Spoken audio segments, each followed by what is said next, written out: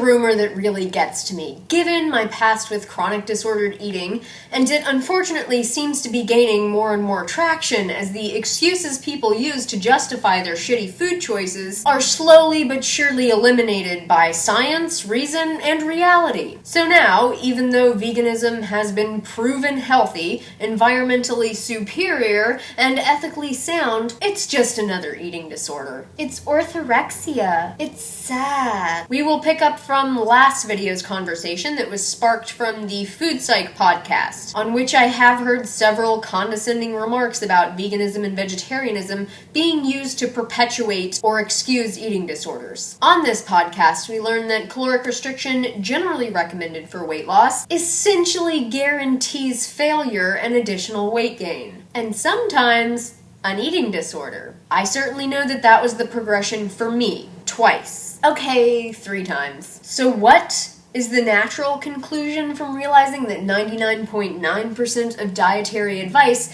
is not only completely useless, but actually quite dangerous? Well, in this case, it's the conclusion that weight loss is impossible with any sort of diet or food manipulation, which is pretty much supported by research. The vast majority of diets fail, so weight loss looks impossible. The other conclusion is that weight loss is only possible through caloric restriction, and if your body doesn't respond to caloric restriction or intuitive eating, you're stuck. And these conclusions would be pretty accurate if it weren't for all the other details about metabolic functioning that have been brushed under the rug, like the differences between carbohydrate and fat metabolism and diet-induced thermogenesis, much of which has been previously detailed in my weight loss series, so I won't bore you now, but check out the series if you're curious. And weight loss being factually impossible could almost be true as well, had I and many others not been able to permanently, easily, and sustainably lose weight while literally eating all I could possibly want without any shred of restriction, starvation, or deprivation. Weight loss without caloric restriction is possible, and when weight loss is done right, with a focus on consuming carbohydrate-rich plant foods to the exclusion of high-fat, high-protein, highly processed, refined sugar-laden, obesity-promoting foods, you can achieve weight loss, freedom from many physical ailments, and dietary abundance and satisfaction. The annoying thing is that many body positive or health at every size activists try to paint this type of lifestyle as a restrictive, obsessive eating disorder just because it doesn't include obesity-promoting foods. The new hot term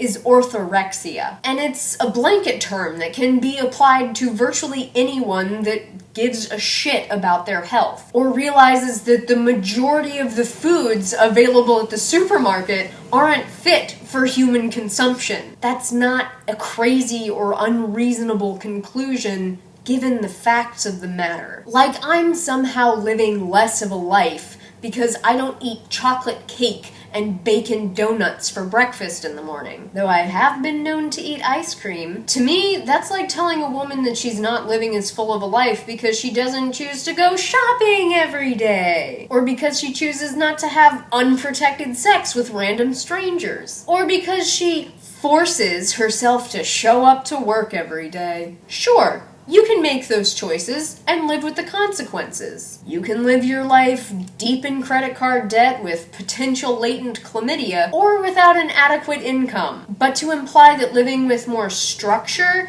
and making calculated decisions for yourself is less liberating or meaningful is ridiculous. Some things in life, like sticking to a budget, making responsible personal choices about our sexuality, and earning money to buy food and other necessities, is a necessity for a successful, secure existence. I think including on that list eating foods that promote health, well-being, and vitality to the exclusion of less than ideal options is more than just perfectly reasonable, it's actually quite wise. Delayed gratification and prioritizing life goals is not self-abuse. There's nothing wrong with accepting that certain foods have certain consequences and consciously opting to avoid those consequences and thus those foods. If I ate chocolate cake for breakfast, Once I got used to the sickeningly sweet taste, I'm sure it would be delicious. But the stomach ache,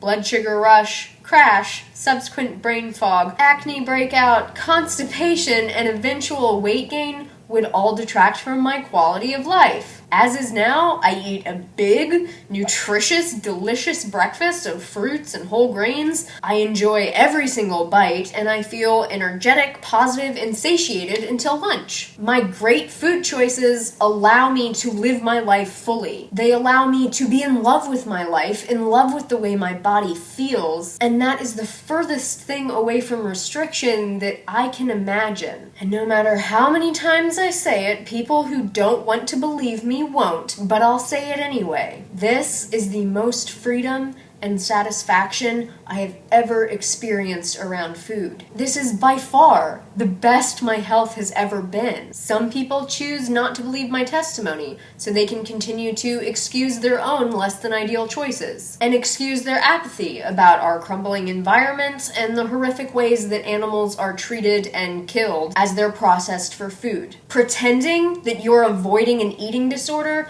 does not excuse you from personal accountability. As someone who lost years of my life to anorexia, bulimia, binge eating, and the health consequences that they caused, I can attest that ethical, well-planned veganism is in no way a continuing manifestation of purposeful restriction as an inroad to weight loss or control. Veganism is an ethical choice. And as proven time and time again, when it's done right and responsibly, it is exceptionally health promoting. People struggling with eating disorders do use veganism as an excuse to restrict. I get that. I was initially drawn to veganism as a way to further restrict my food. But to flat out equate veganism with an eating disorder is not only unfair, it's irresponsible. Yes, I remember you. Even insisting that all people recovering from eating disorders can't pursue veganism because it's restrictive is irresponsible. Because being free to eat abundantly and eventually being able to lose weight saved me from my eating disorder. It taught me to celebrate and value food as nourishment. It allowed me to feed my body without hurting my fragile health. Veganism gave me my life back, and it reignited my passion for real nutrition. It also helped me expand my awareness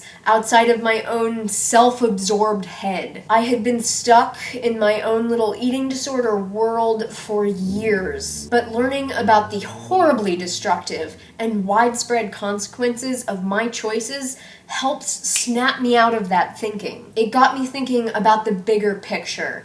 My life, my contribution, the lives of animals, socioeconomic realities of our culture, environmental protection, social change, and living a lifestyle of conscious activism. Veganism helped me drastically improve my life after my eating disorder. And if we're honest about the facts, widespread adoption of a vegan lifestyle can drastically improve the lives of almost all life forms with whom we share this planet. This is not an exaggeration. And to underestimate the potential of such a reasonable, health-promoting, responsible, wise lifestyle is foolish at best. Veganism is not an eating disorder. My diet is in no way restrictive. Quite the contrary, because it gives me the energy, the health, and the freedom that I need to live my life fully. Without mindful food choices, I would not be as satisfied,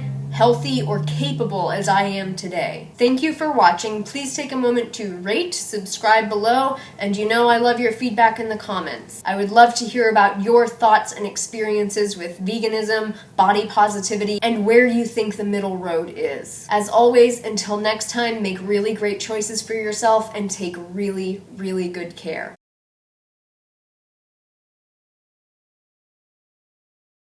Orthorexic bitches.